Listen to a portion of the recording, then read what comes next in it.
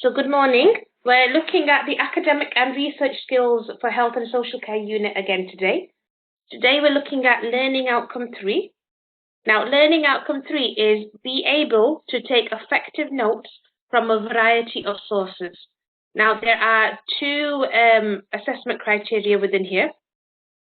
3.1 is collate key points of information from a variety of sources using active listening skills and reading strategies. And 3.2 is summarize the information using different techniques. So we're going to go into the PowerPoints now. I do have two very short videos to show you, which will just show you how to take notes. Now they're fantastic, just pieces of information, which is why they've been included. When we go further down here into the indicative content, we're just going to have a quick look at what it says here. So when we're looking at taking notes, we're looking at things like acronyms, so shortening the words, symbols, shorthand. We're going to look at active reading and active listening and how to review your notes. So those are just some points that will be covered today.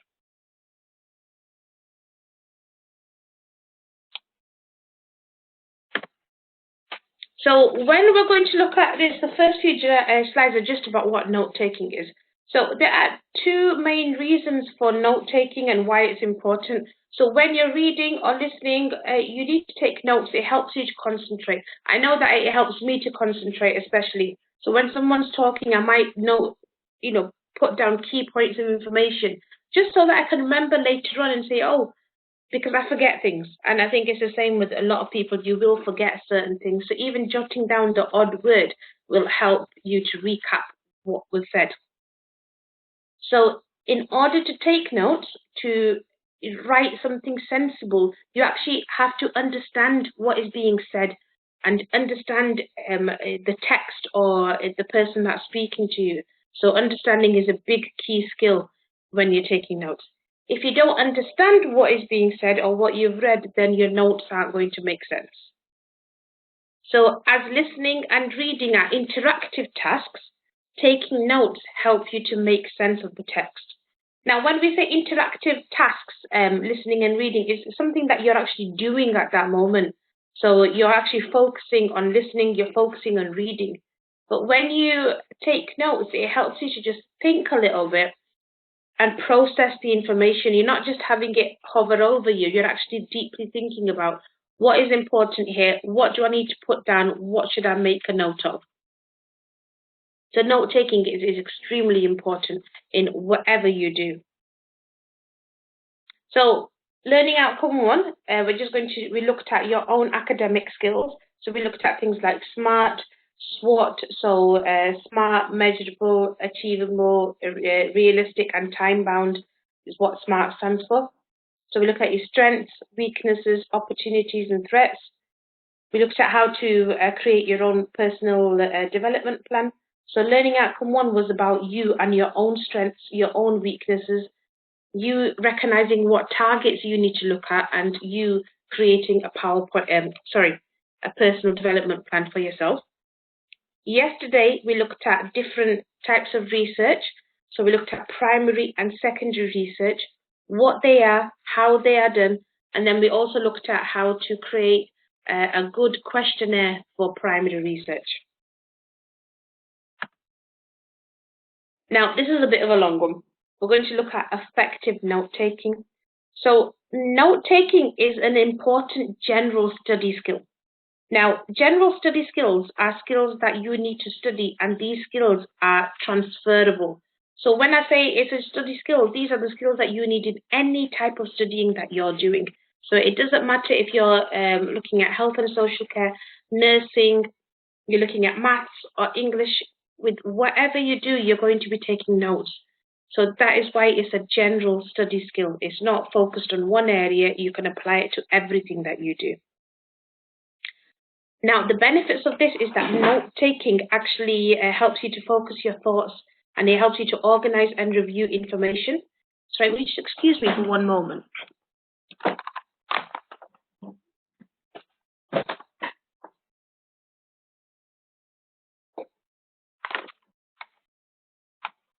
I'm back.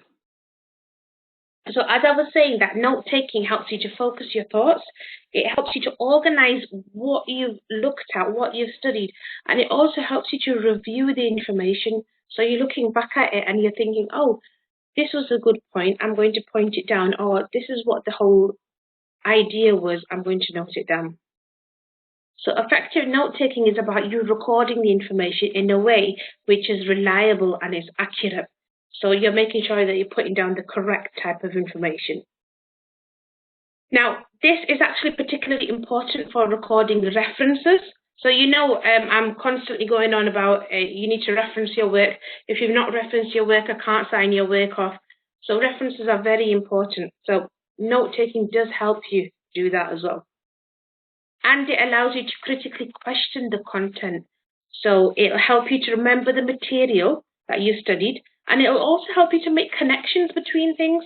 So this will help you to understand what you've looked at and how this applies to what you're studying, or how this applies to the question that you're answering at that moment. Now, effective note-taking is a questioning activity, therefore it's active. So when you're doing effective note-taking, you're questioning things, you're looking at stuff, you're seeing, you're clarifying information. When you're doing passive note-taking, now there are two things. So effective note-taking is when you're questioning things. Passive note-taking is when you're looking down at a textbook or a worksheet and you're underlining things or you're writing things down. So I might be talking now and you might be making notes. You might be underlining things, you might be highlighting it. So things that are done in a live session or when you're reading. So the issue with this is that it can lead to surface learning. So you're learning at the top level, but you might not understand. So you're hearing what's going on, you're underlining things, but you might not be pulling the information in where you need it to be. Now, some scholars actually believe that active note-taking, to have active note-taking, you shouldn't underline things, you shouldn't highlight things, and you shouldn't take notes during sessions, because this might be a distraction from you actually listening. For me, when I underline things and when I highlight things, or if I take notes, I actually find that it helps me in particular to understand what's going on. So I think it's just a preference, really. So on the other side, if you're a visual learner, so a read-write learner or a kinesthetic learner, so a visual learner is a person who learns by doing things, by looking at things. So you might have to have a PowerPoint in front of you. You might have to physically take notes. You're learning by looking. And a kinesthetic learner is somebody who learns by doing things. You know, if they're doing an activity, even physically writing down notes is them doing something. They learn better. So they learn better by having that physical underlining, highlighting, writing. It helps them to engage in the learning. So overall, to make sure that you're doing effective note-taking, you've got to make sure that deep learning is being engaged, ask questions, clarify the information, and then that will help you to understand what's being said, and then you'll be able to take effective notes from there onwards. So I did say that this was quite a big section. Are we okay in what I've just talked about? Would you like to ask any questions?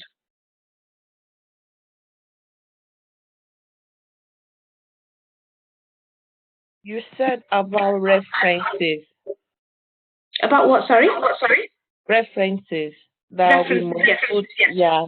Anything we put down, we must reference it.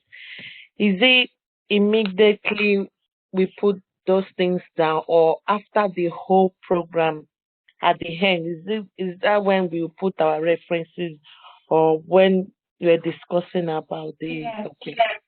Now, when you're taking notes, you might have looked at a particular book or something, or a particular website.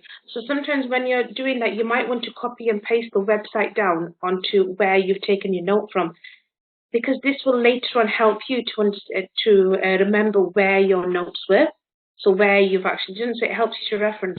Now, and I know a lot of you are actually thinking of going to university next. When we do Harvard referencing, Now, what we've been doing within our courses, which is perfectly fine as well for the course that you're doing now, you've been putting references at the end of your work, so right at the last page. When you go into university, they're going to expect you to have referencing in text. So, for example, if this was something that I'd taken off the internet, I would have a little section here showing me, saying the author's name, the date, and where I took it off, or maybe I'd have the website pasted next to it. So that's called in-text referencing. But that's something that you will develop as you go on, and it does get. It's difficult to start off with. This is just physically doing it isn't hard. It's just taking the time to do it. Once you've done it a couple of times, it becomes easier. But yeah, if you do take notes, if you go on the internet, like I can go on now and I can type in what is SMART, you know, for as the SMART, measurable, achievable, that. And then I might find information on the internet for it, and then I might think, oh, I'm going to copy this information, I'm going to put it into my work. But I need to reference it, so then I'd go and I'd check what website it was, and I'd make sure that that was noted down as well, next to where I've put my ideas of what SMART is, next to my notes. Oh. Yeah, does that make sense? Oh, yeah. Yeah, fantastic. So we've just had somebody else join us. I've got Athe, I've got Gania, I've got Stephanie, and I've got somebody else that has just joined us. Could you let me know your name or type it into the chat box if you've not got if you're muted? Thank you. So carry on.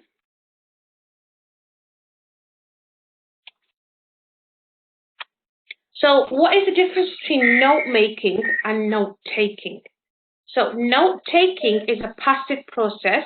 So you do it at lectures. So you are just listening to your tutor and you're just writing down what they've said. But note making is more active and it's more focused activity. It's where you look at all the information that you've. So what you might do for the first step is you might take notes while you're in class or in the lecture. And then later on, after the session has finished, you might go home, you might sit down, and then you might think, right, these are the notes I took then. I'm going to look at this information again, and I'm going to make notes now. So you're doing note making. You're being more active, you're focusing on the information, and you're actually trying to make sense of all the information. So note taking, like I said, it's taking notes is a very important process because that will help you to make notes and be more active and understand what you said earlier, what was said.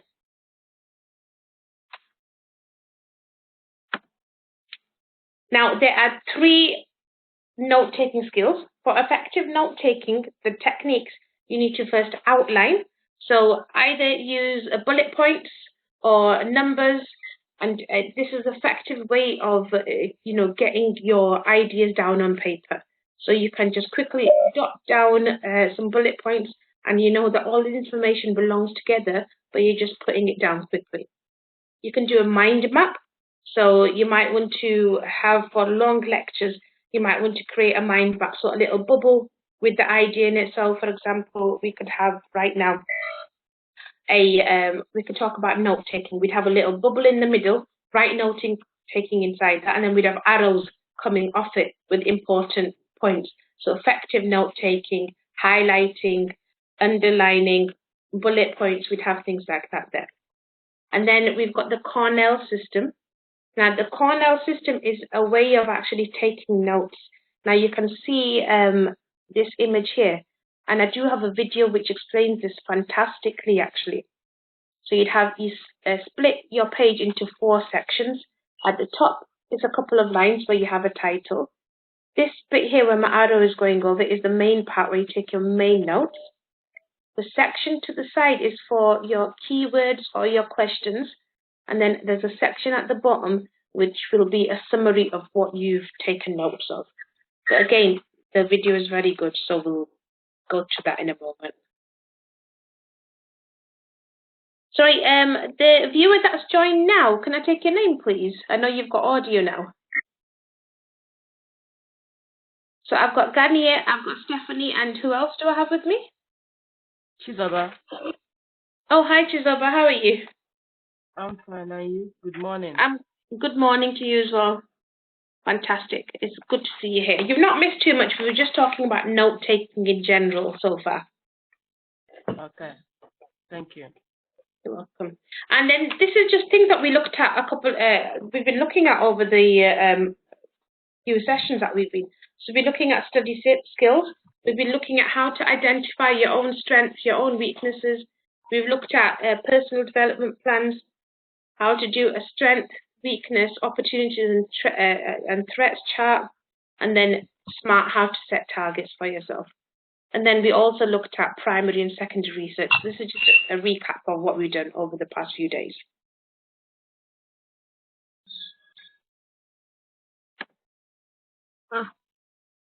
Right, and then we've got 5 R's of note taking. Right, so these are record, reduce, recite, reflect, and review. So record is during the lecture or your lesson, write down all the information, but make sure you write it down legibly. Now, I have an issue with this. When I write down fast, my handwriting is like spiders have been squished on the page. Now, I can read it, I can understand it, but if I was to pass on my notes to one of you, you wouldn't be able to understand it. So even sometimes I have to read back and I think, oh, what was this word meant to be? So I have to actively slow down and try and take notes, make them so that they are actually readable. Because there's no point in you spending so much time putting down notes when you can't even read them afterwards.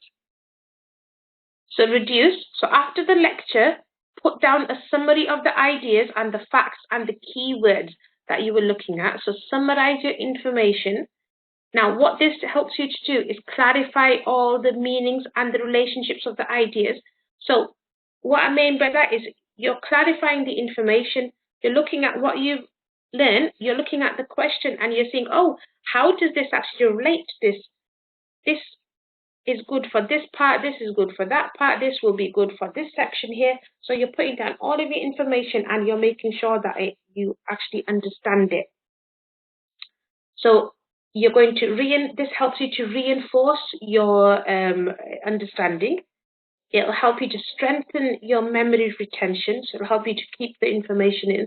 And also it'll help you for if you get any tests or exams in the future, it'll help you to prepare for those. Now, recite. To study properly, you need to recite all the information in your own words. So don't look at the notes or what you've taken. So once you've taken the notes, they'll be in your head anyway. So just think back or talk out loud to yourself or to another student if you're in a classroom session. Then you can just recite. So, okay, I looked at this information. I think that this means, and then say it to another person. Or say it to yourself. You can even record it, listen back, and then look at your notes and say, oh, yeah, I was right, or oh, no, I was wrong. Reflect. So think about your own opinions, your own ideas, and read over your notes. So look at them. Think about questions about them. Try and answer them creatively, or even ask your tutor or one of your peers and say, I've got a question about this. What do you think? Or I think that this is a good answer for this. What do you think? So put down your own original ideas in your notebook and then review them regularly. So look back at them and it will help you especially keep your work a lot more original when you're doing assignments. Use your own creative ideas when answering exam questions or in discussions or writing papers. So in other words, put a little twist to it, put an example to it. There might be a million things that we talk about in lessons that you have put an example for. So in your work environment, in your life, you might have something that you think, oh, this relates to a time when this happened. So it's always nice when you have that come back to you, when you can actually apply that to your work. And then review. So before reading or studying new material, take 10 minutes to quickly review your old notes. So before you start another topic, so another learning outcome, just have a skim through what you've already written in the previous lessons. Look at the main ideas, look at the main details. It helps you keep the information fresh in your memory, so you're not replacing it with new information, but you've got it there and it'll just be added to. So any questions for this section?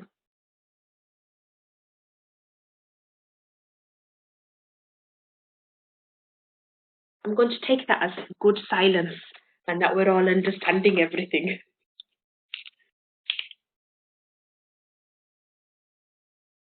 So I've got 2 videos to show you. Now, they're about 3 minutes long each, but I think you'll find them very useful, especially like I was saying that a lot of you are thinking of going on to university in September, January, or going on to a further studies level 4, level 5. What these Cornell notes and visual note taking will actually help you to lay out your note taking for any future course that you're doing, which is why I'm very keen to show them to you. So I will be quiet, you'll just hear the video.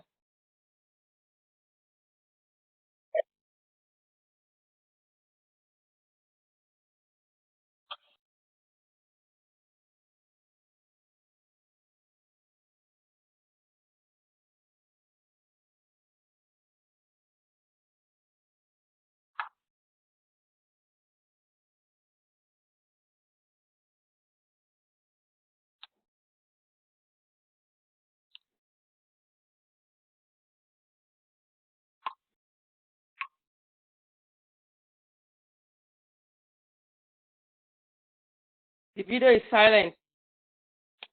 Yes? I can't hear the video. Oh, can you Okay. not hear the video? Oh No. dear. Right, so what he's saying is that we're going to have the top section as split the paper into 4 sections. So every couple of a minute or so, I'll stop it and I'll explain to you. So split the paper up into 4 sections. The top section will be for a title. The side section will be for any questions that you have or any keywords. This middle section here is for all of your main notes. And then you leave a couple of lines at the bottom to summarize your information.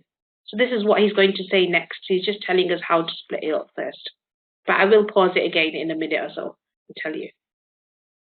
Can everybody else hear the video?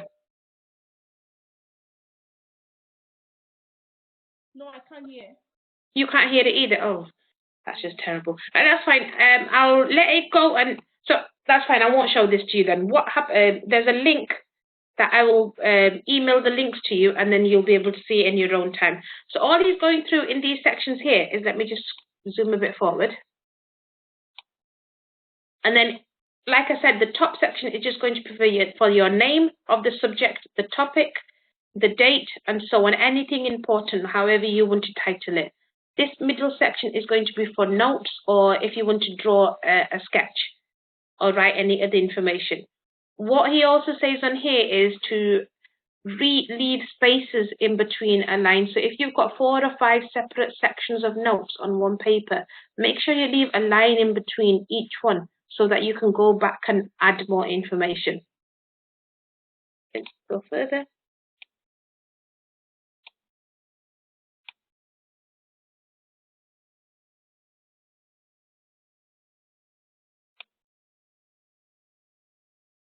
So what it's saying over here is once you've taken your main notes, find the main points, look back at these, and then find the main points of what those notes were about. And then write down your most important ideas, your dates, your numbers, any maths questions, any formulas, depending on what you're studying about, down this column here. And at the end, what he will say is, once you've taken your main notes, so top section is for the title, for the date and so on. Always date your notes so that you actually know what date the class was taken or when you took these notes. It helps you keep them in a good system. So you know these notes were first and the next notes were next. Put down your main ideas here. Put down your important points. So you could write Equality and Diversity, Equality Act 2010, or you could write down a date on here, or you could write down an equation. And then on here, do a couple of sentences just summarizing what your notes are about. So just do Say that today I've taken notes on note-taking, I've understood what active skills are, I've looked at passive note-taking, I've looked at active note-taking, and I'm had a little look at active reading, and that's it. So we were going to do the second video, but because you can't hear it, I won't play it. All this actually shows is how when you take pictures, when you draw things, or when you highlight certain words. So this is about visual note-taking. Now I'll explain what visual note-taking is first. So visual note-taking is actually a method of taking notes, and it encourages you to move away from having every single thing as just big blocks of writing. So it's away from the, the traditional way where you open a page and all you see is reams and reams of writing. It splits it up. So with visual notes, you use sections, you structure your paper. You might want to add an image in, so you might want to make a chart in it, you might want to make a mind map in it, you might even want to draw a picture of something, and it'll help you to, understand the information. So you might go in, you might have drawn a chart, and you'll understand straight away what that chart was. The video also says when you take notes, sometimes you might want to highlight a particular word. So you might get a highlighter and colour it in, say, in a yellow or orange highlighter. You might want to make it a bit bold by going over it lots of times so it stands out, or you might want to underline it. And then we've got a bit of an example on here, just an image, which was fantastic at the end. So it says, do things your own way. Make notes the way you can. So this is visual note-taking here. So you can see that there's so many things that just stand out. It's not just words. You've got a lot of pictures. You've got some words that are like important. She's highlighted that. Then you've got some images that might be to do with your work. We've got a pie chart here, which will probably be examining 3 different things. So 2 different things, but then similarities in the middle. So visual note-taking using pictures or drawings is always a good idea. So this was just generic information that I've given you now. We're actually going to start on 3.1 now. Is everyone okay with what we've done so far? Yeah. Fantastic. So now we're going, remember there's only 2 points, 2 assessment criteria within this section. So 3.1, note key points of information from a variety of sources using active listening skills and reading strategies. So there are 5 key active listening techniques that you can use to help you become a more effective listener. So you've got to pay attention. So put your undivided attention to the person that's speaking. This will show that you're listening. You'll be able to provide feedback, and you'll also be able to give a judgment and respond appropriately, because if you've paid attention, if you've listened, you will know that you will most likely understand exactly what's going on. So then you'll be able to give informed information. So you can say back, right, I heard that point that you said, but I didn't quite understand. Please, can you clarify? So you can ask questions, you can clarify information, but then you can also give your own examples and provide your own feedback. And then the most important part, you can give your own judgment. You might agree with what's been said, and then you might disagree with it and say, no, actually, I think this might, I don't agree with how this works. Couldn't this work better? So active listening, there's just points about what active listening is and so on, how to sit with attention, how to, just make sure that you're looking at that person, you're not fidgeting, you're not playing with a pencil, and that you're fully focused on the person that's speaking so you can understand the information. So these are the following examples of active listening. Now, the video that I would have played would have said the same things here, so you're not missing anything. So reflecting listening. So show that you understand what has been said by repeating key points back or asking questions that are useful to conversation. Now, if you're within a setting where you're dealing with patients, sometimes you might have to speak to them And you're probably already used to this actually. You might say to them, they might have a long conversation with you, and at the end of it, you might want to check that you've understood what they've said. So you might say, oh, so what you've said is, so what I understand is, and then you'll,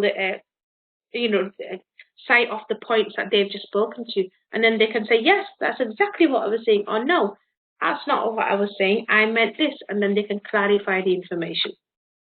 So it's things that you will already be used to anyway. Your emotional intelligence will help you with understanding and being active listening.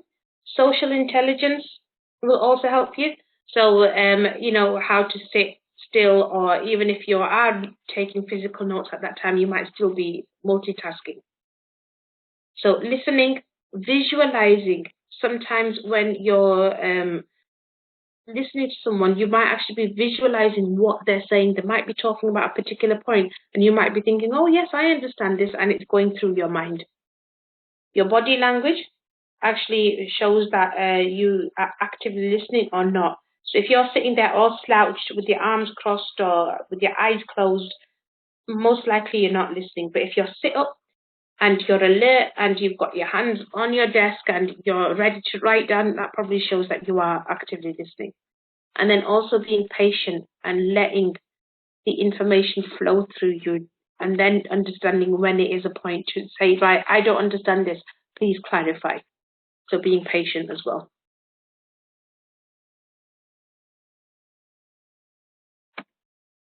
And then we've got the 3 A's of active listening. So please remember, you're very welcome to pip in, and if you've got any questions to ask or if you want to clarify anything, I really don't mind. So the 3 A's of active listening are effective listening. So it's about self-awareness.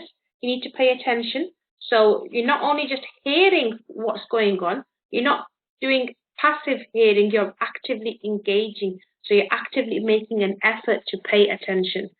Sometimes in regular life, we all know this, that we can be sat down and we might have a bill to pay, or we might have a sink full of dishes that needs to be looked at when we go home, or we might have even forgotten to take something out of the freezer if we want to cook the evening meal. And you might be distracted by minor things or even major things to do with life. But you've got to try and put that aside to make sure that you're actually effectively listening, that you're concentrating and that you're focused. So when you're concentrating, when you're being focused, when you're actually paying attention, this is what we term as active listening. Now, there are 3 main elements to this, and we're going to go over those. So there are 4 main types of reading techniques. We've got skimming, scanning, intensive, and extensive. So skimming is when you just sort of like read over something and you're just sort of like getting an idea of what it is. So you might not really physically read every single word, but you've got an idea of what these are. Now, when I go over these now, because I've looked at them so many times and I'm over the past year or so, and they're not really changed much, I can look at I can look at 1 or 2 words and I'll understand what the question is because I've seen them so many times. But if I look at a magazine or a newspaper, I might just look at the article and just look at the picture next to it, and I'll look at some key points and, sort of like really skim quickly through it. I'm not deeply reading, but I'm just sort of skimming through and getting the gist of the information. So you can actually read a speed count of even up to about 700 words per minute if you train yourself to skim information. Now, sometimes skimming information is good for you because if you're about to do an exam and you've looked at certain things of information, like when I've looked at these particular forms for a very long time now, I know what questions come next, what the outlines are. I know what is in this. I don't need to read this completely to know what sort of things are focused on here.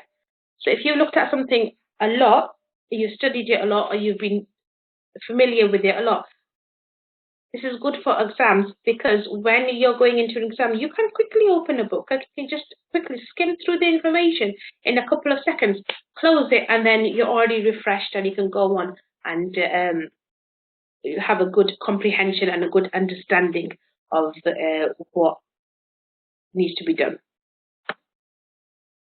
So scanning is you're going to, for example, picture yourself visiting a historical city with the guidebook in your hand. So you're probably going to just look at the guidebook as a guidance really.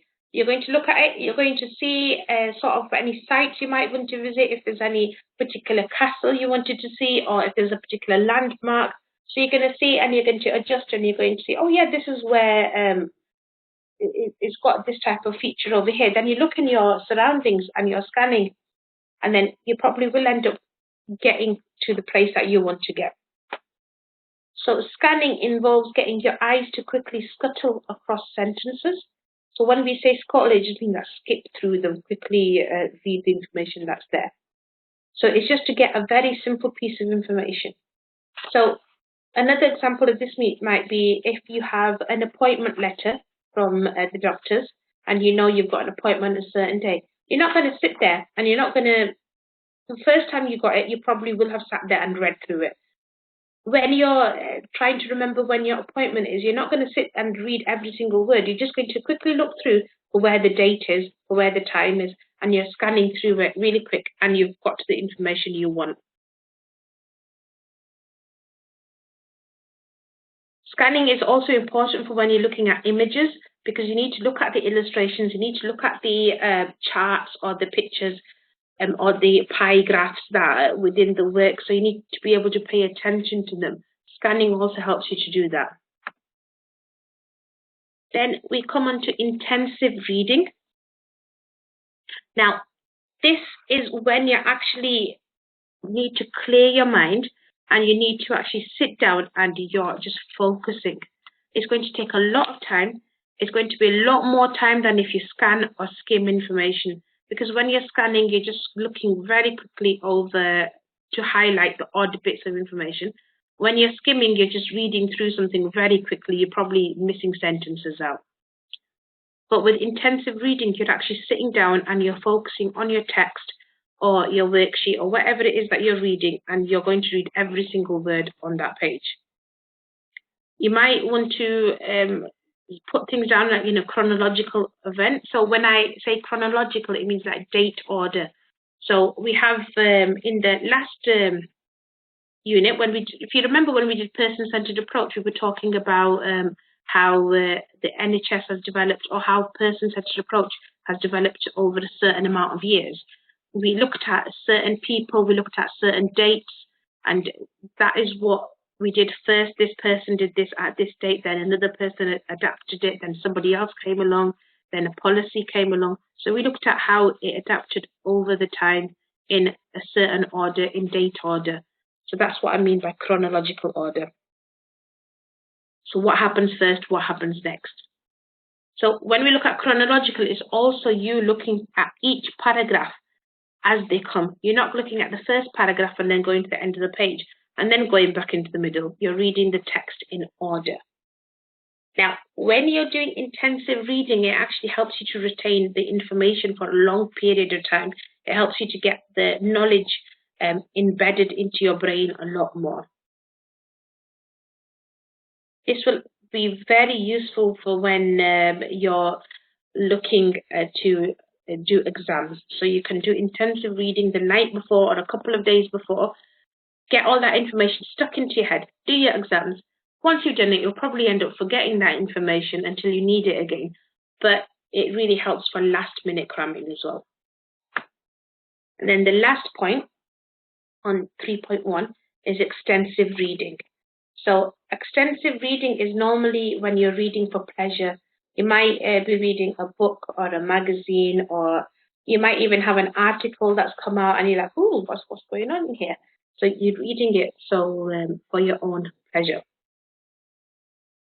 You also end up decoding the information. So you're looking at the information, you're understanding. Decoding means when you're actually understanding what the information is, that you've got a good understanding of it, you're embedding it into your brain, and you know exactly what's going on. Now, if it's difficult, if it's some information that you've not looked at before, you might stop sometimes to try and figure out what this word means, or what this sentence means. You might go on the internet and actually search a particular word or search a particular acronym. So if you didn't know what SWOT meant and sentence talks about SWOT, you might go on the internet and type in SWOT, and then you'll be like, oh, it means strengths, weaknesses, opportunities, and threats.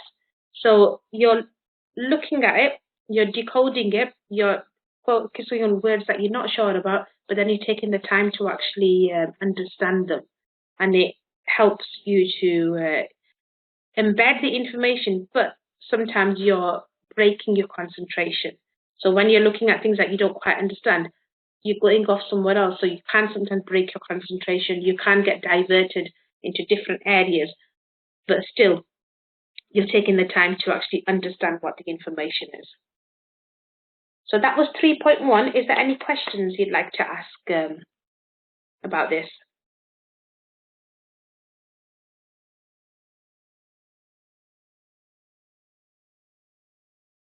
I'm guessing you're okay. So 3.2, quite simple. We're going to be paraphrasing and summarizing the information. So what is paraphrasing? So in paraphrasing, you use your own words to explain the writer's viewpoint. So you might look at somebody's has written some information. You might look at it, but then you might change certain words. You might change certain meanings within the words and actually try and write it in your own words. So paraphrasing means formulating someone else's ideas in your own words. So to paraphrase, you have to rewrite a passage without changing the meaning of the original text. So if you've got something about the Equality Act, you'll go on the internet, you'll look at Wikipedia, and it'll have a nice summary of what the Equality Act is. Now, you don't want to copy the whole thing. You don't want to do it word for word. So you're going to look at the information. You're going to change how you're going to write it from your own viewpoint, but you're going to make sure that it still matches the same information, that you're not changing the information itself. Now, paraphrasing is an alternative to quoting. So when you quote, you're going to use a direct quote, aren't you? And you're going to put the quote marks on the top of them. But if you don't want to do that, then you paraphrase.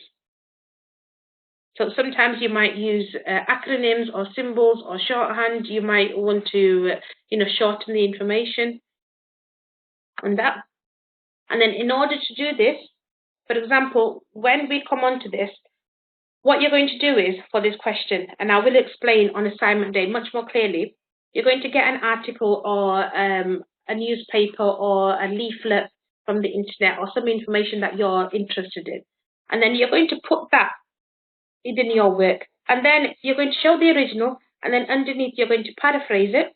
And then after that, you're going to summarize it. So paraphrase it would mean you're going to get the original words, you're going to look at what's written in it, then you're going to change it into your own words and make sure that it still matches the information, the main information that has been said. And then you'll summarize it as well. Summarizing means you looked at the information, but rather than using what they've said, you're just going to tell me the gist of what it is. You're going to say, in this article, this person speaks about this, this, and that, and they talked about these important points, and I enjoyed reading this, and so on there. So that's it for that. We do have a quiz that you can take if you want to look at some note-taking skills. We're running a bit short on time, so we won't do it together right now. It just takes, it's like 20-second questions on each one. So let's